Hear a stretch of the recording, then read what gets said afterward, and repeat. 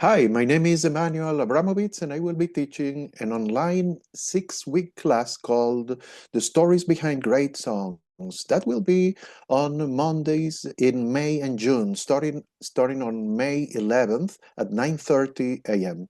Join us exploring the fascinating stories behind popular songs that hold a special place in the heart of those who wrote those songs, and of course the audience, the people who have loved them, but they have not necessarily become their most popular hits. I have grouped those songs in different topics like loneliness, songs about ancestors, songs about farewell, songs about justice, songs about society, and more. We'll also unveil how these songs became something totally different when they were covered by other artists who made them their own. That's fascinating. How styles, how the meaning of the songs even changed when they were performed by other artists. And through a combination of anecdotes and audiovisual, we'll unveil the secrets behind the creation, performance, impact of beloved songs that we are all familiar with, and other songs that we're not so familiar with. Remember, that will be on Mondays, May and June at 9:30 a.m. See you then online.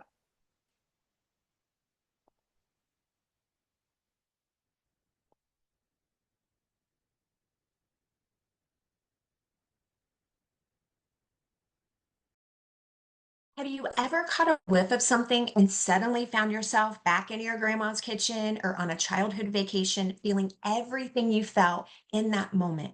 Most people call it nostalgia, but it's actually neuroscience. And once you understand what's actually happening, you can use it to strengthen your brain, your mood, and mental clarity. Here's what most people don't know. Smell is the only sense that bypasses your thinking brain entirely. Every other sense filters through your logic center first, but scent goes straight to your emotional and memory centers faster than you can blink, meaning before you can judge or overthink it, it finds exactly what needs to be balanced instantly. And that's why it works so differently. This course will dive into all of that. Understanding how scent works and integrating scent therapy will help you shift your emotional and cognitive responses so you feel calmer, you can think better, and reconnect with your senses. The Smell Brain Connection is a 3-week program blending neuroscience, psychology, and holistic aromatherapy to learn how to use scent for emotional balance, focus, mental clarity, and stress relief. In week 1, we will explore the nose, how olfaction works, and why what you smell shapes how you feel, think, and remember. Week 2, we'll dive deeper into the brain, neuroscience, cognitive performance, and emotional regulation, and essential oil training. Week 3, you blend. You'll be creating your very own personalized brain support blend with pure essential oils to take home and use daily. Every session is interactive and fun, including guided scent experiences and hands on practice. Leave with a calmer nervous system, sharper focus, and emotional clarity, and a scent blend that's customized just for you. No experience required, just bring your curiosity. Register now. Hello, my name is Emily, and I'm excited to share that I will be teaching a 3-week course starting June 8th called Balancing Your Wellness Wheel. So, this course will explore the 8 dimensions of wellness and the wellness wheel and how they work together to support a healthy and balanced lifestyle. The 8 dimensions of wellness are social, occupational, environmental, intellectual, financial, physical, emotional, and spiritual, which is also sometimes called existential. As we dig into each section of the wellness wheel, we will engage in various activities and discussions to deepen our understanding of the dimensions of wellness and how they interconnect. The intention with this course is to help you build strategies that are going to strengthen your overall well being and encourage self awareness as we work to build meaningful self care practices that fit into everyday life. I'm really excited to work with everybody this summer and can't wait to see you there. Hello, my name is Leonard. I'm an author and American historian. I will be conducting a class called Whole World in an Uproar, Music, Rebellion, and Repression in the 1960s. Uh, this will be May 11th to June 22nd. No class on May 25th for Memorial Day. On Mondays between noon and 1:30. This will be via Zoom. This is the story of the tumult of the long 1960s, the period roughly 1955 to 1972, told through the cutting-edge music of the time and the pushback by the powers that be against it. Among the things we'll talk about is what J. Edgar Hoover thought of rock and roll DJ Alan Freed, how the FBI conspired and successfully planted a story in the press targeting Bob Dylan, secret measures leveled against the South African artist Miriam Makeba, and what Spiro Agnew really thought about acid rock. We'll do this through documents, videos, and most importantly, music. I think it'll be a fun, exhilarating adventure, and I do hope to see you there then. Okay. Hello, I'm David Powell, and I'm going to tell you about my OLLI course, The Shared History of Cuba and the United States.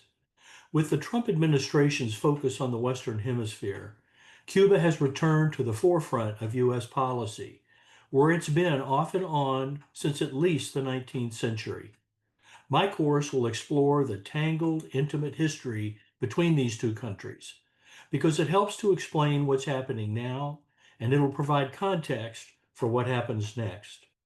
We'll explore the long-standing American obsession with Cuba and Cuba's 3 wars of national liberation during the 19th century, which culminated in the U.S. invasion of Cuba in 1898. We'll study the American occupation of Cuba, as well as the program to remake it from a Spanish colony into an American colony in all but name. We'll review Cuba's troubled democracy that ended in 1952 and the bitter conflict between the two countries that erupted after the triumph of Fidel Castro's insurrection in 1959. Castro's revolution prompted repeated waves of Cuban refugees to cross the Florida Straits. More than 1 million have come to this country in a diaspora that continues to this day. The early refugees who came between 1959 and 1973 laid the foundation for the modern Cuban-American community.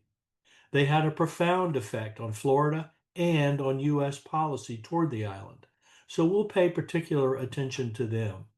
It's a great story, and a story that we'll be hearing more about in the coming months and years. The course will be held from 2 p.m. to 3:45 p.m.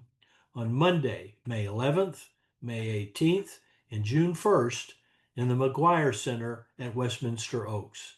I hope to see you there.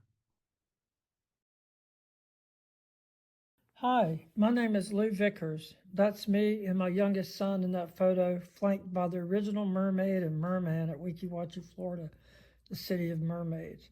With my program, Old Florida, Iconic Roadside Attractions, I'll be taking my class on a virtual visit to Weeki Wachee, then over to Cypress Gardens, America's tropical wonderland, owned by Dick Pope, Mr. Florida himself. The last session will head over to Ocala, where Silver Springs opened Paradise Park, the only attraction in Florida that welcomed African Americans in the Jim Crow era.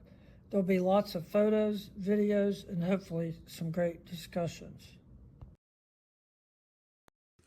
Hello, my name is Lisa Wixted with Connections Yoga, and I want to thank you for joining me and learning a little bit more about our Healthy Aging Chair Yoga. This class is going to be offered through Zoom.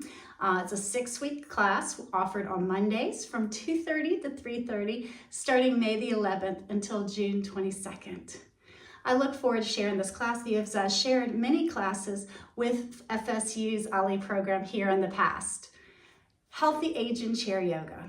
As we age, we face different and new challenges, but that doesn't mean that it has to be difficult. These challenges in our aging process offers us a beautiful opportunity to reconnect with our true self. We're going to be using a chair and seated and standing poses to embrace the stability that a chair brings. It will help build our confidence, build strength, improve the posture, and improve our balance so that we age with grace and healthy movement for overall well-being. We will engage in mindful breath work.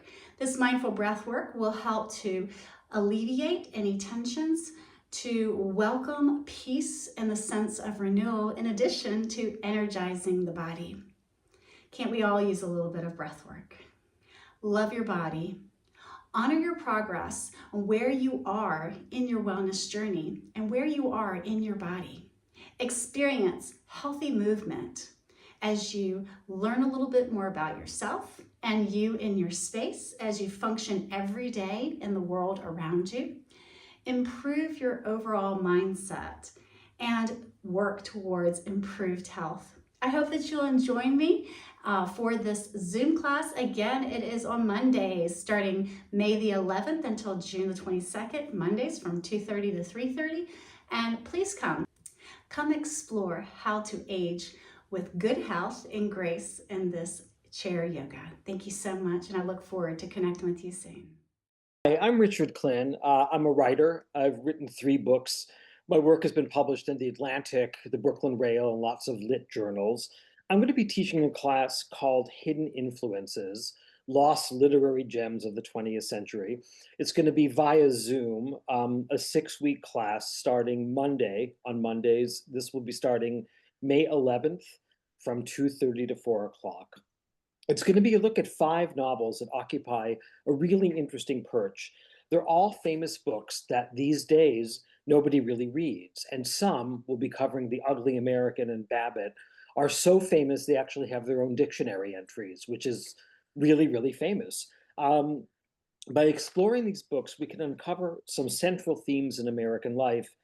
And there are also some really, really interesting nooks and crannies. It's a real, almost like investigative journey in a way to these books.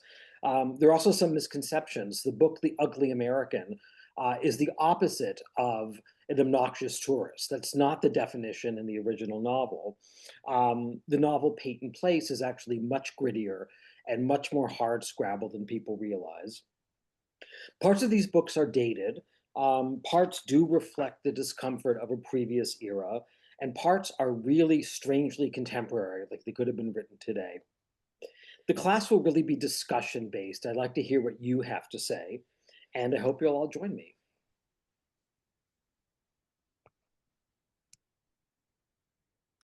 My name is Darryl Myers. I'm an adjunct professor of history at Tallahassee State College, what a lot of you probably still remember as Tallahassee Community College.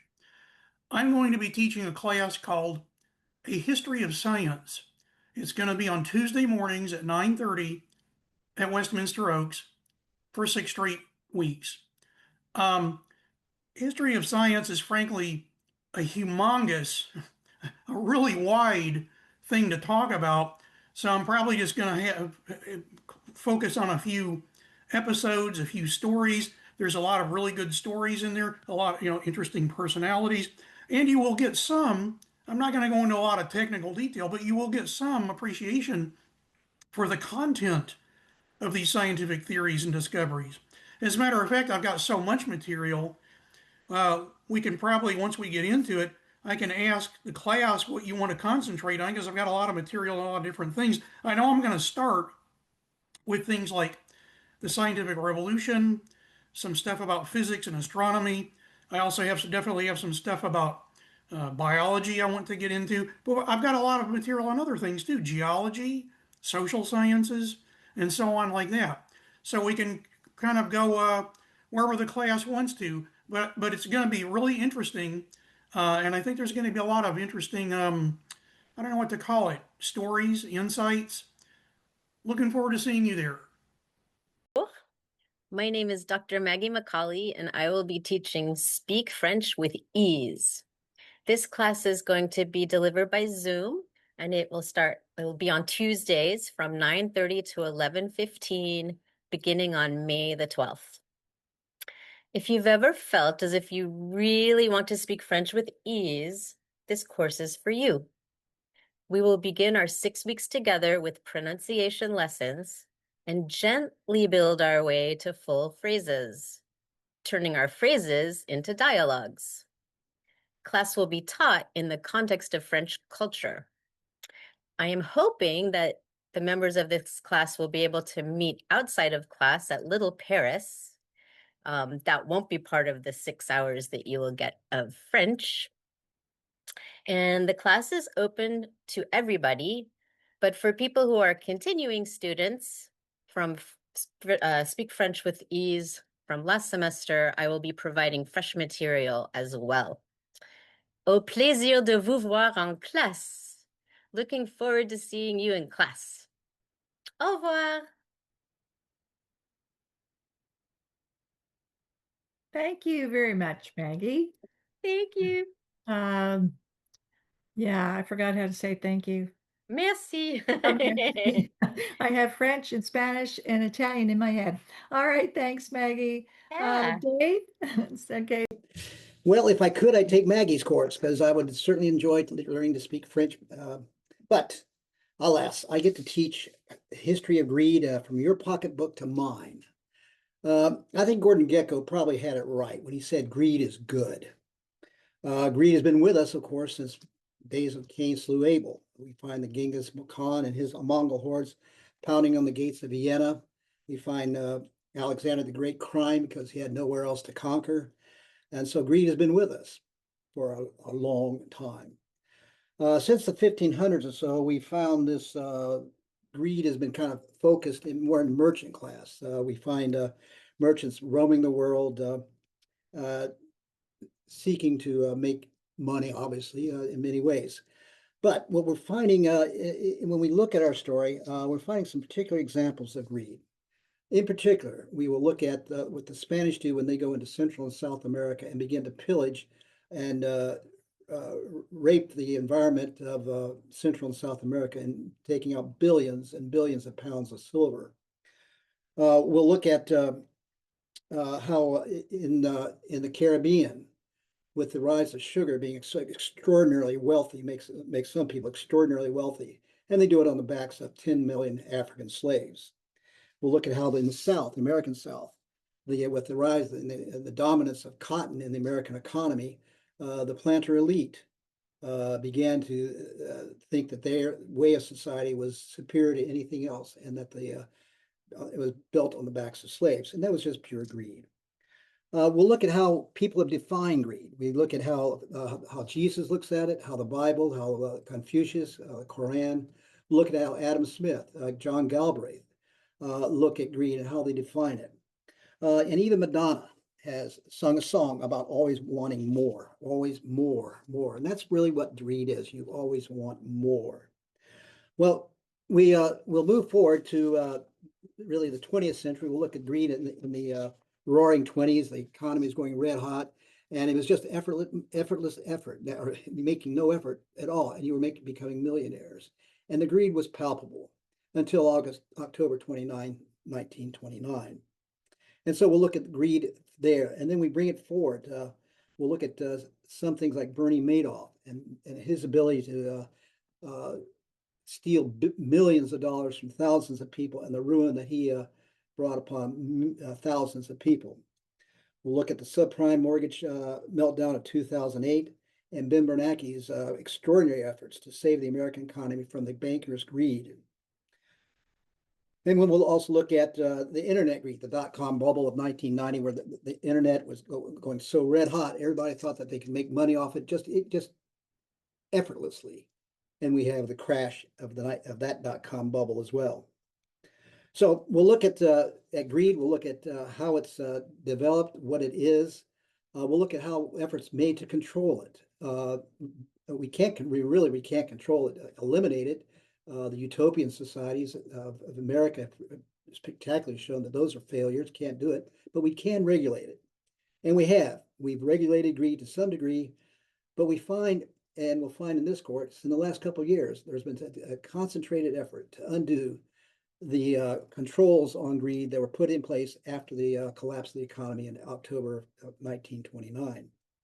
So if you want to find out what greed is, it's more. You want more. It's an insatiable desire for more, but you want to see how it's played out in history, from Cain and Abel all the way up through today, with the MAGA movement. This is the course. Tuesdays, May 12th, 10 to 11:45 at the Allegra Senior Center. Hi, my name is Rebecca Ballard, and I'm an assistant professor in the English department here at Florida State University. This summer, I'll be teaching a course called Science Fiction and the Modern World. Now, I've been teaching various versions of this course for just about as long as I've been in the university classroom, and I'm closing in on a decade since I earned my PhD. This is because science fiction is an abiding passion of mine on really every level. My scholarly work focuses on speculative genres, including science fiction. I teach a section of our very popular science fiction course nearly every term. And personally, of course, as I expect many of my students to be, I'm an enthusiastic reader of the genre myself. Now, there are a few different ways to describe the experience that you can expect in this summer course. And the most foundational one is that we'll be exploring the history of the science fiction genre. We'll cover its origins in the 19th century Gothic and fin de siècle scientific romance. We'll consider how it cohered into a legible publishing market with the pulp magazines of the early 20th century. We'll take up the techno-scientific optimism, the kind of golden futures of the golden age of the mid-20th century, as well as the more politically critical visions of the new wave of the 1960s and 70s. We'll look at the dystopian technological turn called cyberpunk in the 1980s, and we'll think through what the genre means to today's authors, readers, publishers, and critics. But other through lines are also going to permeate this course, prompting us to think together through abiding questions like, what defines science fiction, and why are people so eager to nail that down? What distinguishes science fiction from and connects it to other related genres? What is the relationship between science and science fiction? What does science fiction tell us about or illustrate about society? And conversely, how has science fiction actually helped to shape certain social and technological possibilities and outcomes? In other words, this is a course in which I will both present a history of the genre with some suggested but not required key readings to anchor that history, drawn from some of my favorites on the shelves behind me, and I will invite you into genuine discussion together of some of the key concerns of the field. See you then. Hi everyone, my name is Michael Lyons. I'm a writer and I've written on film, television, and pop culture, and I'm excited to be back with the Osher Lifelong Learning Institute to discuss a movie director who once said, "I dream for a living." And that movie director will be the focus of my new course, The Films of Steven Spielberg. In this course, we will take a chronological journey through all of the 36 films that Steven Spielberg has directed. We will begin the course with some early biographical and career information on Mr. Spielberg and then delve into all of his films, including his first, Duel, a made-for-TV movie in 1971, his iconic blockbusters, Jaws, Close Encounters of the Third Kind, Raiders of the Lost Ark, E.T. the Extraterrestrial, Jurassic Park. We'll talk about his lesser-known films, such as Empire of the Sun, Always, and The Post, and his award-winning dramas such as Schindler's List, Saving Private Ryan, and Lincoln. And as a bonus, when we end the class, we will discuss his latest film, Disclosure Day, which opens in theaters this June. The Films of Steven Spielberg is a 6-week course. It will be held on Tuesdays from 2:30 to 4 p.m. Eastern Time, beginning on May the 12th and running through June the 16th. I hope you'll join me for the class as we celebrate Steven Spielberg, a movie director who has influenced and inspired multiple generations.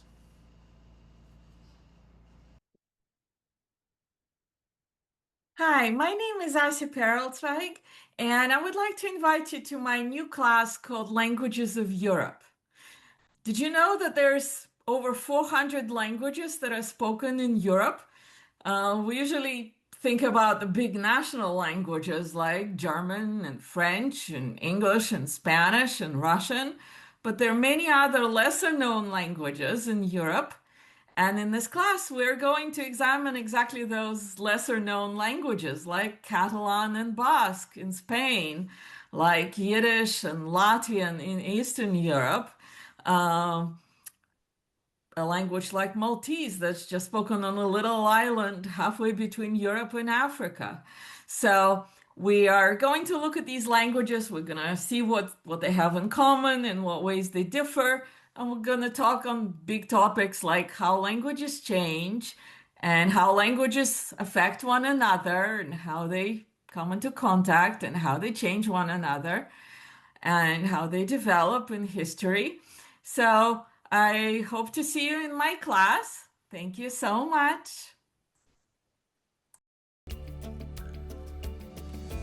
The Sala delle Asse, the Room of Knots, Leonardo's forgotten masterpiece. The original masterpiece is here in the Forza Castle in Milan. The Forza Castle is now a museum, but Leonardo's 2,500 square foot dome painted ceiling is in the original ballroom from the 1500s, known as Sala delle Asse. Sala means room, asse means wood plank that has no meaning, and I call it the Room of Knots because it is a knot extravaganza on the grandest of scale. Follow me.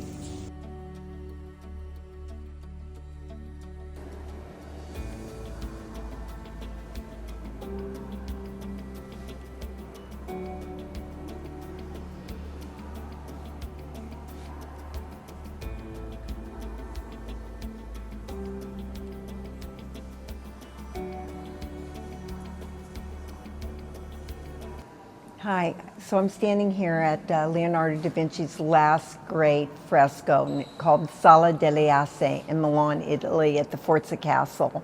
As you could tell, it's in complete disarray. It's been this way for the last 500 years. I've spent the last 10 years doing a digital restoration, and it's absolutely beautiful. Let me describe what is under this haze of green. You're encircled by 16 trees, hundreds of interlocking branches, 37 ropes done in gold leaf meandering through the foliage, all converging to the very top to a family crest that merges two families together, the D'Este family with the Forza family. So Leonardo da Vinci was commissioned to do this ceiling in 1498. It was to commemorate the premature death of his wife, Beatrice d'Este, who was found frivolously dancing, pregnant with her second son. Believe it or not, it was only took Leonardo 7 months to complete this 2,500 square foot dome ceiling. I think that is incredible. We don't really have any documentation. We just have those two historical documentations when he got the commission in April in 1498 and when he completed it in October 2nd of 1498. And this is what I've been working on for the last 10 years. And it's just beautiful, and I can't wait to show you the digital restoration.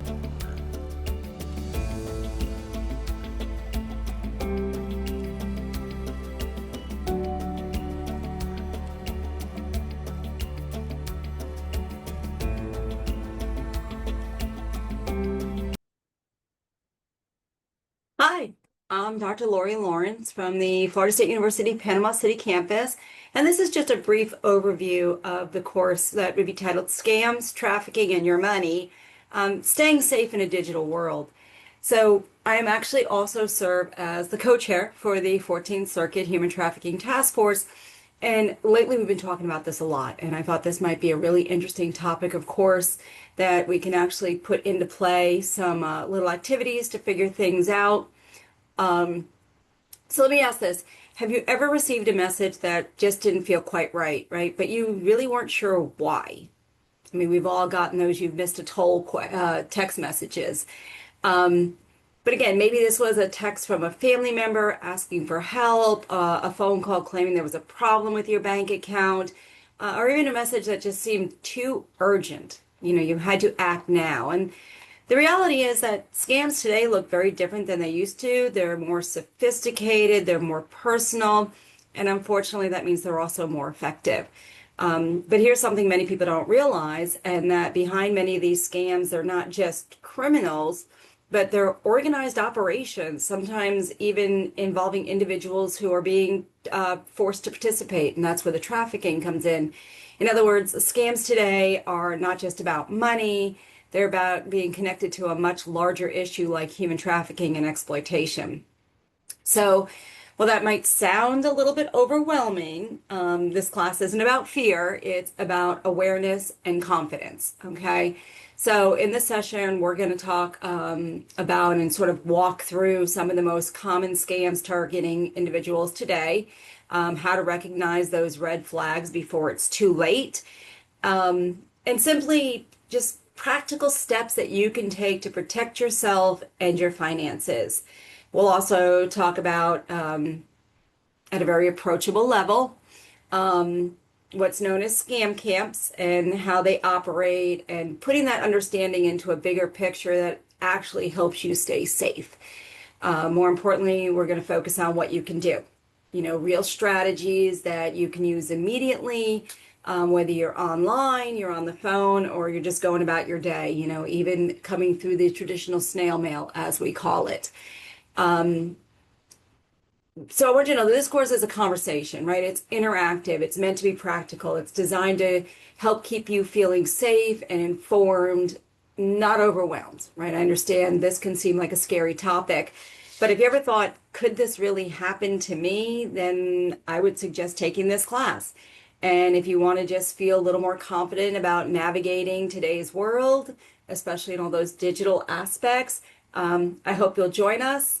I look forward to doing this session and meeting everybody, even if it is virtually. So thank you again, and hope to see you then. Hello, my name is Jules Bailey, and I'm a health sciences librarian at Florida State University. I will be teaching an OLLI course this summer on finding reliable health information online. This course will be on Zoom from 2:30 to 4 on Tuesday, May 12th, 19th, and 26th. Students in this class will learn how to find consumer-level health information that is simple and easy to understand on a variety of topics, including health conditions, diets, and medications. The amount of information available online can be overwhelming, so we'll focus on narrowing this down and deciding which information is relevant, credible, and up to date. We'll also have a section on how to talk to your doctor and ask clarifying questions with made-up example topics that I'll provide. A significant portion of each class will be dedicated to giving students time to work and practice the skills presented, as I believe this is the best way for you to learn. We'll make good use of the Zoom chat for sharing resources that we find, and everyone will be encouraged to screen share, unmute, and interact with me and the other students. I hope to see you in class.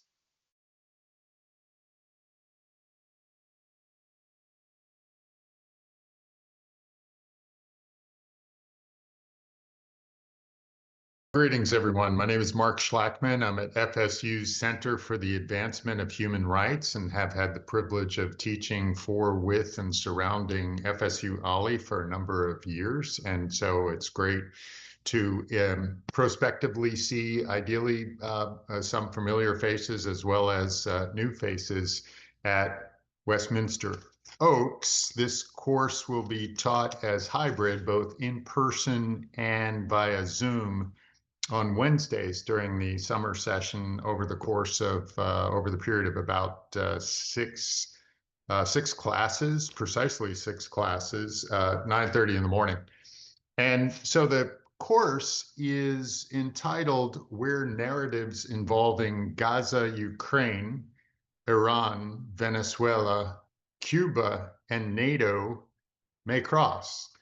And the quick gist is, as some of you may be aware, my background, I've had the privilege of serving as special counsel to Governor Lawton Chiles as a senior advisor to President Clinton within the office of the Special Envoy for the Americas in the White House, then the George W. Bush State Department, Bureau of Western Hemisphere Affairs. And before I transitioned back to Florida by way of Naval Air Station Key West, I served as an interim foreign policy advisor to the 4-star Marine Corps General Peter Pace, who became chairman of the Joint Chiefs of Staff. So none of that provides, quote, the way forward or the precise way forward. It's really just sharing with you because we'll be drawing upon different corporate cultures, different experiences, different environments to do essentially a few things with issues that are we're navigating today.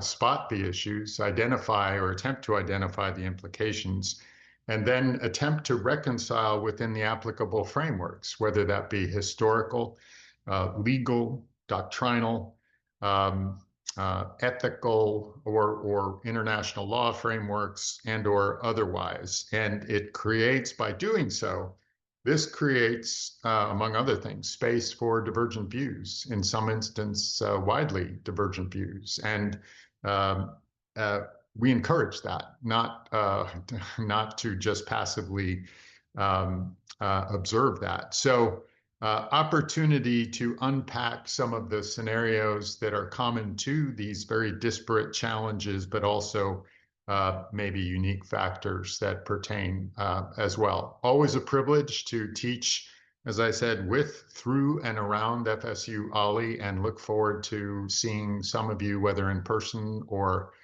on Zoom this summer. Thank you. Hi, I'm Rebecca Peters, and I'm teaching Oscar short films and why we celebrate them at the Westminster Oak McGuire Center, Wednesdays from 2 to 3:45. This is 6 courses beginning May 13th. And we're gonna watch at least one, but probably multiple short films in every session. We're going to talk about what makes short films interesting, how they're different from feature-length films. We're going to watch live action, animated, documentary, fiction, all of the range. And while I call it Oscars, we'll look at ones that maybe don't get Oscar nominations but are celebrated in other realms. We're going to look at shorts as old as the 1940s and 50s, all the way up to the most recent Oscars.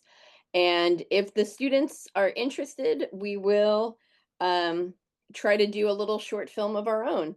And I'll edit it together, and we can see how we do it if everybody wants to. But if not, then we'll just keep watching and talking about how important and what we get out of these short films. Thank you. Hi, everyone. I'm Dr. Michael Furman, and I'm the Associate Director of the University Honors Program at Florida State University. I'm an ancient historian, and I will be teaching a course entitled Ancient Wonders, How Did They Build That?